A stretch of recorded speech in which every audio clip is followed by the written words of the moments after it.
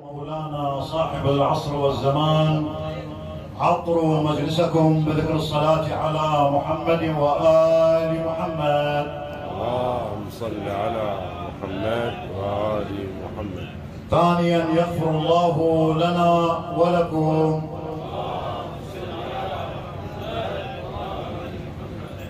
الثالثة لدفع الشر والبلاء وقبول الأعمال بأعلى أصواتكم.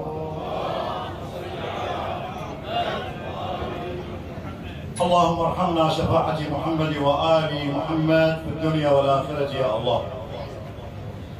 أعوذ بالله السميع العليم من الشيطان الرجيم. أفضل الذكر بسم الله الرحمن الرحيم. وصلى الله عليك يا مولاي يا رسول الله. صلى الله عليك يا مولاي وابن مولاي يا أبا عبد الله. صلى الله عليك وعلى آل بيتك المظلومين يا رحمة الله الواسعة ويا باب نجاة الأمة. طبتم وطابت الأرض التي فيها دفنتم. يا ليتنا ننال شفاعتكم سادتي فنفوز والله فوزا عظيما. فازوا وسعدوا هنيئا لهم. يا ويح دهركم يا ويح دهركم جفا ابن نجيبه. أيوة يا ويح دهركم جفا ابن نجيبه. وأحب وصل النذل وابن الزانية يعلو اللئام إلى الثريا رفعة ويذل أقدار الهداة السامية. مثل الحسين على الصخور موسدا. أيوة مثل الحسين على الصخور موسدا ويزيد ترفعه الكراسي عالية. والله لم أنسه ملقا على الثرى. يا وبنو أبيك الأضاحي يا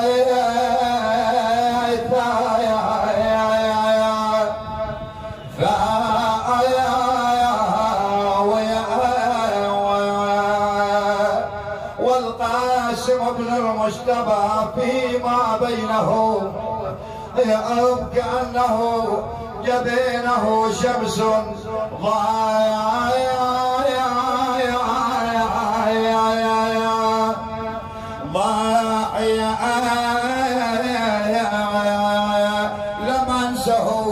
لم أنسه يا إماما. لم أنسه بين الكمات وعمره يا للبرية 85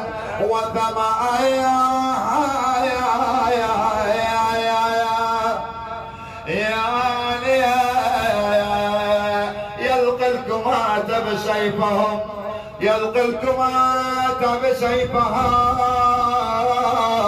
فتخالهم كأعجاز نخل خاوية. ويا لزمة رجاب سكينة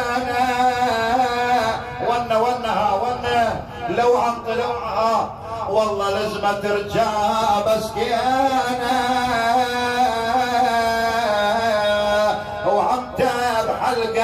شمة ومن الخيام مذعورة طلعت تنادي أمه يما يا جاسم يا يما حالك لعمك ضمه.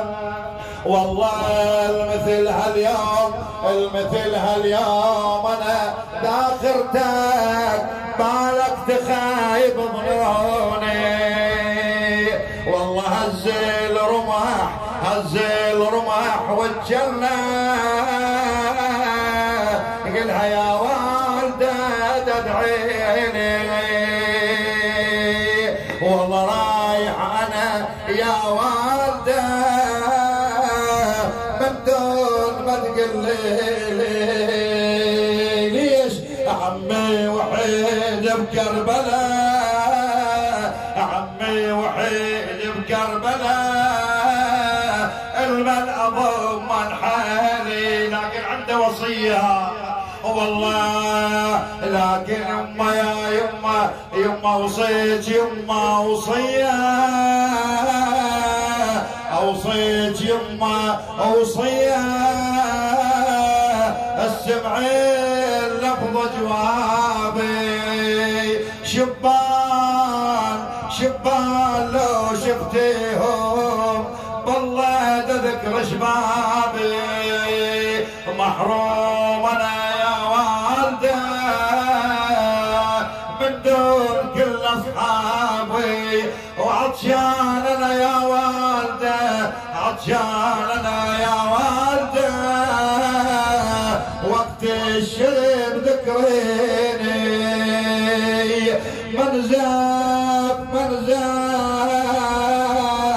وحق الكبد تبلطشت.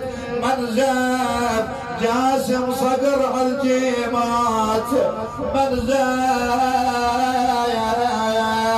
يا هل تنشد بيوم الكون. من زاب جاسم والعروس حرب ميه. يا والله جاسم والعروس حرب يا ابا ميه. انا لله وانا اليه راجعون. وسيعلم الذين ظلموا آل بيت محمد حقهم أي منقلب ينقلبون والعاقبة للمتقين. رحم الله المتقين. قال عز من قائل في كتابه الكريم بسم الله الرحمن الرحيم. وقضى ربك ألا تعبدوا إلا إياه وبالوالدين إحسانا. آمنا بالله. صدق الله العلي العظيم وصدق رسوله الكريم، ونحن على ذلك إن شاء الله من الشاكرين العاملين ولذكر محمد وآل محمد. صلوا على محمد وآل محمد.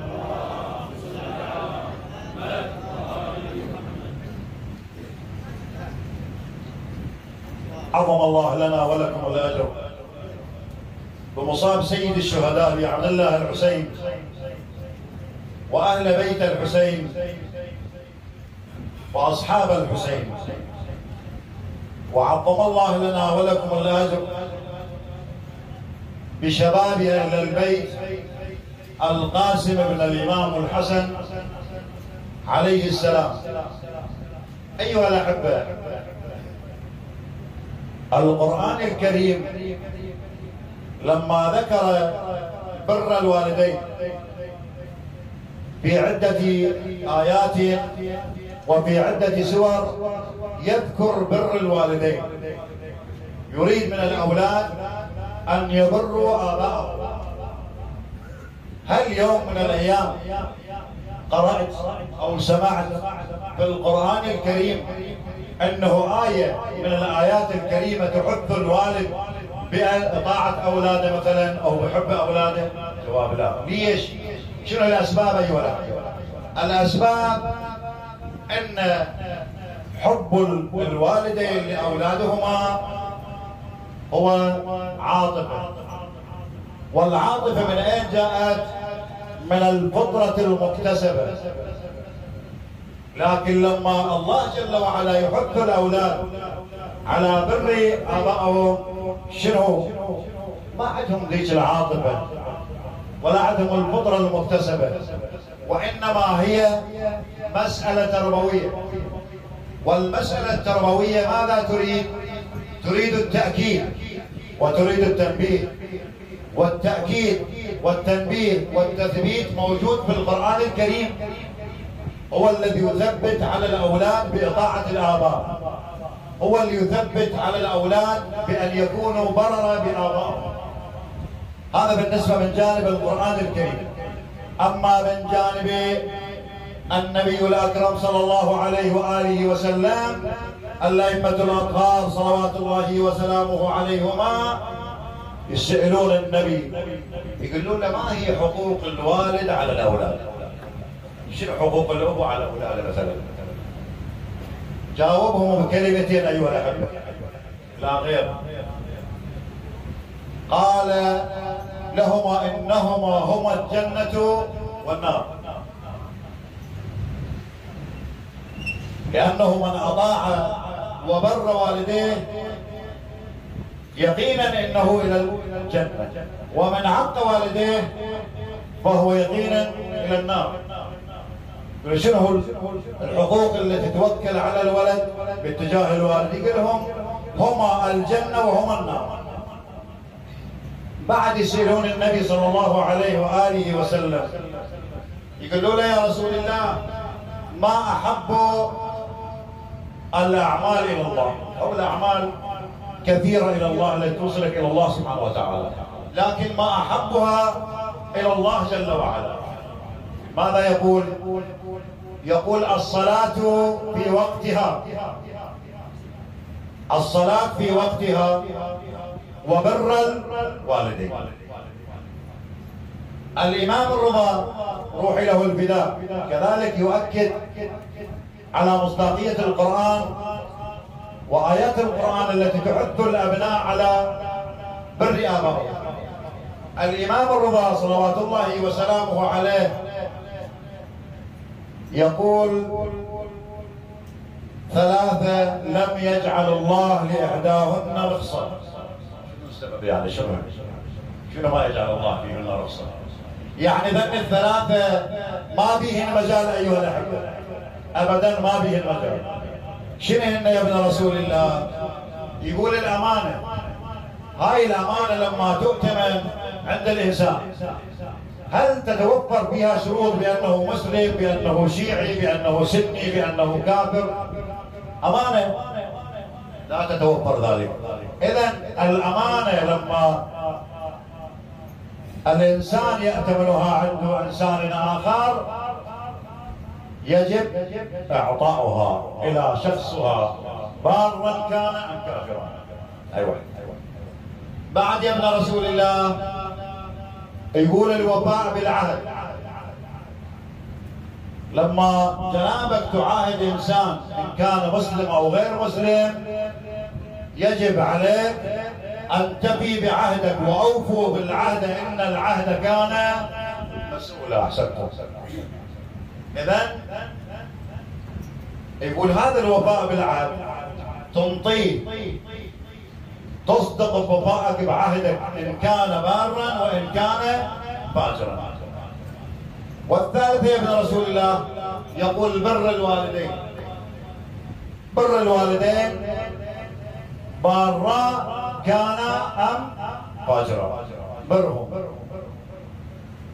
يوصونا في بر الوالدين. لكن أيها الأحبة هناك حقوق كما سألوا النبي صلى الله عليه وآله وسلم. ما هي حقوق الوالد على الأبناء؟ وأكو حقوق للأبناء على الوالد. بالنسبة لحقوق الوالد على الأولاد أن لا يسمونه باسمه.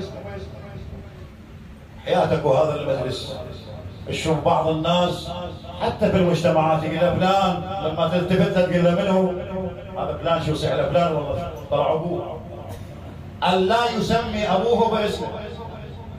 بعد أن لا يمشي بعباءة، يعني يضع كتف على كتف. الإمام زين العابدين الإمام الباقر صلوات الله وسلامه عليه ينقل رواية يقول أبي زين العابدين عليه السلام في يوم رأى رجل وبجانبه ولد شاب ووضع رأسه على ذراعه فسأل عنهما قال هذا الولد وهذا الوالد. يقول قاطعهم الإمام حتى مماته، قاطعهم الإمام. ليش؟ لأنه يجب أن احترام بين الولد وأبيه. نعم. أن لا يمشي بعد أن لا يجلس في مثل هذا المجلس الموقر ويدخل الوالد والولد.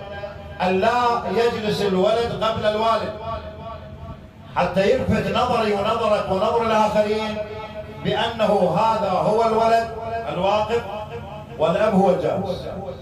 بعد إذا تكلم الأب يسكت الولد. وهي مجتمعاتنا موجودة، وحياتك مرات يقول له اسكت انت ما تقدر تحكي انت قديم، صرت قديم. وهي موجودة هاي لو ما موجودة؟ موجودة. معود شو صرت قديم انت وين تحكي؟ بعد إذا جلست في المجلس فاعطي أبيك حقه. كيف تعطيه حقه؟ أن لا تقابله، لا تقعد قبابه. بعد لا تجلس إلى يمينه ولا تجلس إلى شماله، أعطي مجال. وبعد أن تتحمله عند الغضب. مهما يغضب الأب يجب على الابن يتحمل أبيه. حقوق الولد على الوالد كثيرة حتى لا أطيل عليك. الولد شو يريد من الوالد؟ أول حق على الوالد أن يسميه بأحسن الأسماء. يختار له فرد اسم، إذا صار عنده مولود يختار له اسم بحيث لا يصبح عرضة له بالشارع. يا أكثر الأسماء جل الله السامع والمجلس المخربطة. وخير الأسماء ما حمدت وعبدت. اكو اسماء الله جل وعلا، اسماء الانبياء، اسماء الائمه الاطهار. اعطي ابنك هذا انت هناك يوم القيامه تنسال عنه، فانطيه اسم يليق به حتى ما يكون عرضه للشارع. هذا اول واجب على الولد على الاب ان يسمي اسم ابيه بولده باحسن اسم. بعد ان يحسن تربيته، بعد أن يتابع ولده في كل أمور حياته. ما نخلي الأولاد سائبة. جزا الله السامعين والمجتمع. يطلع الساعة ب8 ما يرجع إلا ب3 العصر بالليل عفوا الفجر، والأب نايم ما يسأل وين كنت؟ ومنو صديقك؟ هل صديق سوء؟ هل هو صديق يوصلك إلى بر الأمان؟ يجب على الأب أن يتابع. المتابعة مو بس بأنه ينظر إليه إلى أين ذهب ومن أين عاد، لا، حتى في هذه وسائل الانترنت. ما الانترنت يخلي صفحة ابنه موجودة عنده حتى يكون متابع إلى نشره، متابع إلى تعليقاته. وما أكثر المشاكل التي صدرت في المجتمع من تلك الوسائل لعدم استخدامها بالصورة الصحيحة. فلذلك يجب على الأبناء أن يبروا آباءهم. الإمام أمير المؤمنين صلوات الله وسلامه عليه ينطينا فرد درس في بر الوالدين وفي حقوق الوالدين. شو يقول؟ يقول من على صوته على صوت أبيه لا يشم رائحة الجنة. عجيب. ومجرد أن يعلو صوته على صوت أبوه هذا ما يشم. الإمام الصادق روح له الفداء يقول: من نظر إلى والديه نظرة مقيته وهم ظالمان له. مرات الأبو والأم يظلمون أبنائهم، يقول وهم ظالمين له، شنو هذا؟ شو يسوي؟ وينظر إليهم نظرة لا يتقبل الله منه صلاته وهم ظالمين إليه. لذلك نطيع آباءنا ونحظى بسعادة الدارين الدنيا والآخرة. هذا فرد واحد يقول: مريت على بستان وشفت فرد شيء غريب. يقول: رأيت رجل كبير وولده إلى خلفه وبيده عصا من جريد النخل وهو واضعه على الناضح، يعني هذا الناعور، ويضرب به، يضرب بالشاي هذا الرجل. قلت له: ويحك، أما تستحي من الله؟ إن الله جل وعلا يستحي من تلك الشيبة. أنت ليش يا بشار تبهل بهالناضح هذا وهالحر هذا وتضرب به فوق ما أنه يدور ذلك الناضح؟ قال لي: دعنا وشأننا. عجيب، ليش يا أبي؟ قال: لو تعلم من هو. قلت: من؟ قال: هذا الوالد وأنا الولد. قلنا: نعم نعم. قال: هذا أبوي على الناضح وأنا ابنه. يا بني ليش تصنع بأبيك هكذا؟ يقول: يا شيخ والله لو أعلمتك بما كان يصنع والدي بوالده ما قلت لي لماذا تضرب والده. والله لو أعلمتك بما يصنع بوالده لأعذرتني واحتذرت مني.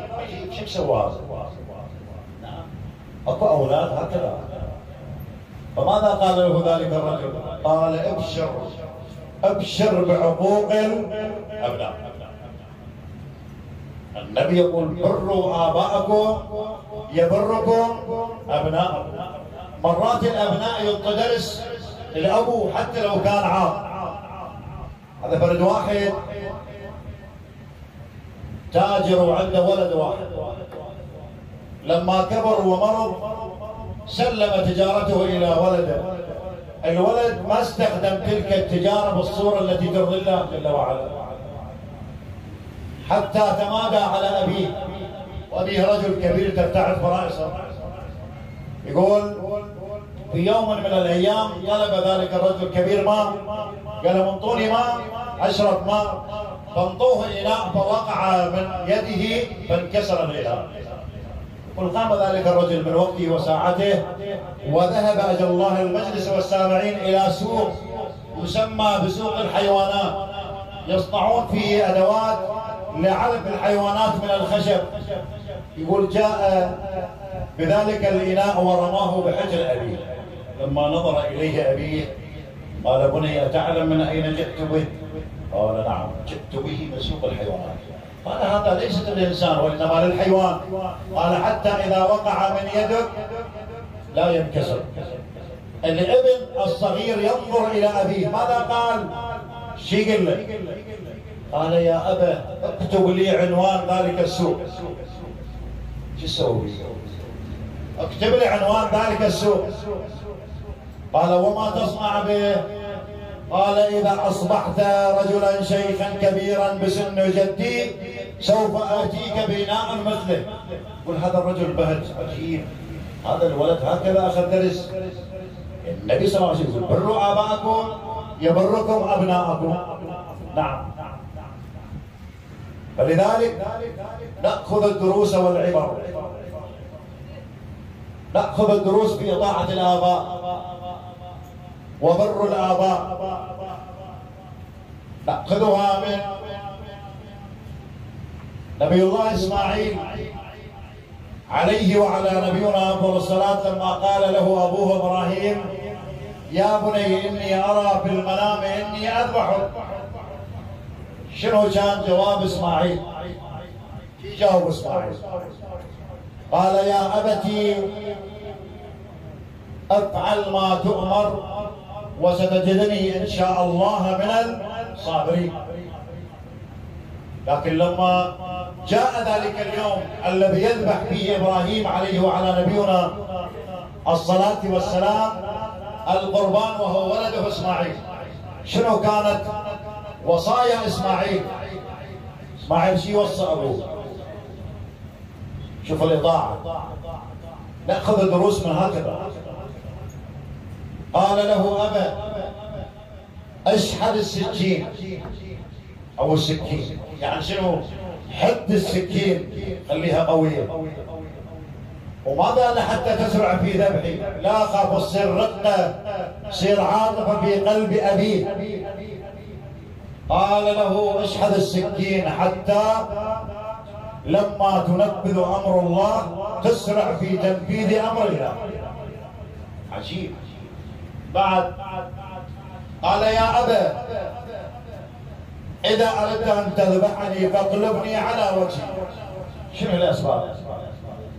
يقول له يا أبا إذا ذبحتني ورأسي إلى الأعلى وأنت تذبحني قد يكون يقع نظرك على نظري فتكون في رقة وعاطفة. وبعد قال له يا أبا عند الذبح ارفع ثيابك. شنو الأسباب؟ قال حتى لا يكون الدم على ثيابك وتنظر إليه أمي وتحزن. الأمر بينك وبين الله سبحانه وتعالى. زين؟ هذا يعطينا دروس كبيرة في بر الآباء. نعم. أذكر لك هذه الحادثة التي يذكرها لنا ابن عباس في كتابه الدر النضيد وأسألك الدعاء في العقوق. يقول في يوم من الأيام كان النبي صلى الله عليه وآله وسلم ومعه الحسن والحسين وفاطمة الزهراء وأبا ذر الغفاري يزورون أحد مقابر المسلمين. يقول فسلم على أهل المقابر وأدى ما أدى النبي، ومن ثم جاء إلى قبر ووقف عليه، التفت إلى علي ومن معه قال إن هذا الولد إن هذا صاحب القبر يتعذب في قبره. فقرأوا الساجة التي على القبر مكتوب عليها فلان ابن فلان، وإذا بأبا ذر الغفاري قال له يا رسول الله إن هذا لم يبق له الدهر إلا أمه، بس أمه موجودة بالحياة. قال جيبوا لنا أمه خلينا نشوف شنو القضية. لما أحضروا أمه أمام رسول الله صلى الله عليه وآله وسلم قال أمة الله هذا ولدك وفلذت كبدك يتعذب بعذاب القبر، فاسأل الله سبحانه وتعالى أن يخفف عنه عذاب القبر. يقول فصفت قدميها ورفعت رأسها إلى السماء وقالت إلهي بحق نبيك نبي الرحمة أن لا تخفف العذاب على ولد. عجيب. يقول فيزداد بكاء، يزداد بكاء من كان حاضر. يقول له يا أمير المؤمنين اوعظها، فيأتي إليها علي عليه السلام ويقول لها أمة الله هذا ولدك وفلذت كبدك يتعذب، فاسأل الله بحق أن يخفف عنه العذاب. فدعت كما دعا السابق. فاطمة الزهراء كذلك، الحسن كذلك التفت إليها النبي صلى الله عليه وآله وسلم قال أمة الله أليس بولدك؟ قالت بلى ولدي. قال ماذا يصنع في حياته معك؟ قالت يا رسول الله أنه في كل يوم يشتمني ويبصق بوجهي. وبعد وصلت به الحال بأن يعذبني بحرارة التنور، كل ما أجر التنور يأتي بي موثوقة الأكتاف، ما يخليني مطلقة الحرية، وأنه يعذبني بحرارة التنور. قال وماذا صنعت؟ قالت يا رسول الله إني سمعت منك تقول رضا الله برضا الوالدين وسخطه بسخطهما.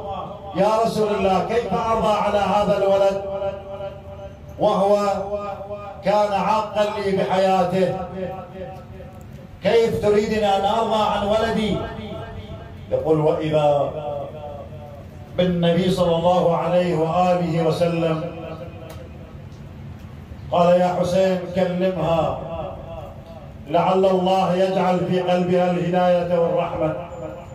يقول جاء سيد الشهداء كلمها قال أمة الله أقسم عليك بحقي وبحق أم الزهراء أن تدعو لولدك أن يخفف عنه العذاب. يقول فأرادت أن تهم كما همت سابقا فوقعت مخشي عليها. الله أكبر. همت ثانيا يا غيارة وإذا بها وقعت مخشي عليها، لكن لما فاقت من غشيتها نادت إلهي بحق الحسين خفف العذاب عن ولدي. الله أكبر. يقول فسكن أنين ولدها داخل القبر. قال لها رسول الله أمة الله ما سر ذلك؟ قالت يا رسول الله يا رسول الله لا تلمني لا تلمني. الله أكبر. صاير. قالت لما هممت بالدعاء سمعت هاتفا بين الأرض والسماء وهو يقول أمة الله لا تكسري قلب الحسين. حسين حسين حسين يا حسين حسين حسين يا حسين. أمة الله لا تكسري قلب الحسين. يا غيارة كسروا قلب الحسين بأي الأمور؟ كسروا قلب الحسين بأخيه أبي الفضل العباس عليه السلام، حتى قال الآن انكسر ظهري وقلت حيلتي وشمت بعدو. كسروا قلب الحسين ببلدة كبد علي الأكبر شبيه رسول الله. كسروا قلب الحسين بوديعة أخيه الحسن وهو القاسم بن الإمام الحسن، حيث جاء إلى عمه يطلب الإذن في الفراش قال بني أنت الوديعة من أخي الحسن عليه السلام. قال عم لقسمت الحياة واشتقت إلى الممات.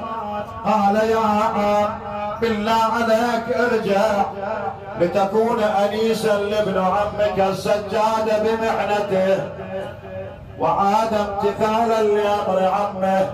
وبينما وكذلك تذكر وصية أبيه الحسن صلوات الله وسلامه عليه، وإذا به أخرجها وقرأ بني قاسم إذا كان يوم كربلاء وكان عمك الحسين عليه السلام يطلب الناصر فلا يجد فلا تقصر عن نصرته والسلام.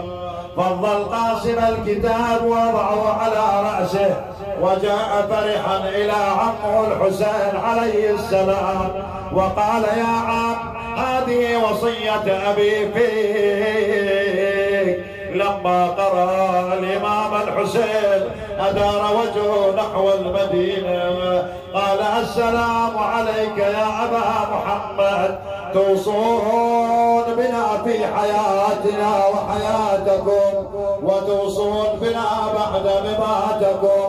ومن ثم قال قم معي يا ابن أخي، وقام معه إلى المخيم وجاء قال لزينب علي بصندوق أخي الحسن. وإذا بي أخرج لباس الحسن وعمامة الحسن وسيف الحسن. تقول زينب سلام الله عليها فألبست ملابس أخاه الحسن وفزرها وجعلها كهيئة الكفن، ومن ثم قلده بعمامة أخيه الحسن، ومن ثم شد السيف في وسطه وقال بني قاسم تخطى إلى هناك حتى ليتذكر أخي الحسن عليه السلام. فلما تخطى القاسم بن الحسن عليه السلام وهو مترديا بهذا الرداء، تقول زينب عليه السلام والله لما نظرت إلى ابن أخي ظننت إن أخي جاء لنصرة أخي الحسين مطفي كربلاء وياه. آجركم الله ودع أمه وودع عماته ومن ثم جاء إلى عمه وودع.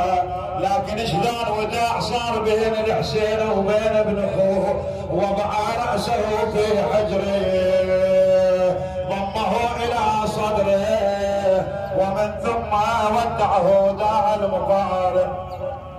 فبرز القاسم بن الحسن عليه السلام وهو يقتل كل من برز إليه. ولما كان كثرة السؤال عنه من هذا الغلام الذي أفنى بسيفه العسكر، وإذا به ابن الرسالة يعرفهم بنفسه وهو يقول إن تذكروني فأنا نجل الحسن، إن أنا نجل الحسن صوت النبي المصطفى والمؤتمن. هذا حسين كالأسير المرتهن بين عناياس اللاسق وصوب المزن. فشدوا عليه وشد عليهم ابن رسول الله وفرقهم عنه. وبينما هو كذلك لا انسى اذ انقطع شسع عليه اليسرى فابى ابن الرسالة ان يقاتل حافيا، واذا به انحنى على نعله ليصلحه، واذا بذلك الازدي لعنة الله عليه. قال والله لاثقلن به عمه. قال حميد بن مسلم والله واثق فيك هؤلاء الذين احتوشوه، والله لو كان ياتي الي ويضربني ما ضربته لانه نوره يسطع من الارض الى السماء. يا غيارة فجاء الى الامام القاسم وضربه بالسيف على راسه وهوى الى الارض مناديا ادركني يا عم ادركني يا عم. اين المنادي واماما وقاسما واماما وحسينا. لكن لما جاءه الامام الحسين عليه السلام الصور هاي الحاله لما اجى الامام الحسين وجد القاسم يفحص برجله كالطير المذبوح. بويا يا ابويا قعد عنده وشافه مغمض العين، والله قعد عنده وشافه مغمض العين، والله متواصل قبر والراس نصين. حنا ظهر عليه وصاح صاتيا صاتيا. والله يا عمي الله اكبر، والله شقالت بنقطة بروحك. والله يا جاسم ما تراويني جروحك يا عمي لو نبقى يا عمي شفت نوحك يا عياك بجمر مثل الغضا وبدمه يا حمار. والله قلنا يا جاسم ايش بيدي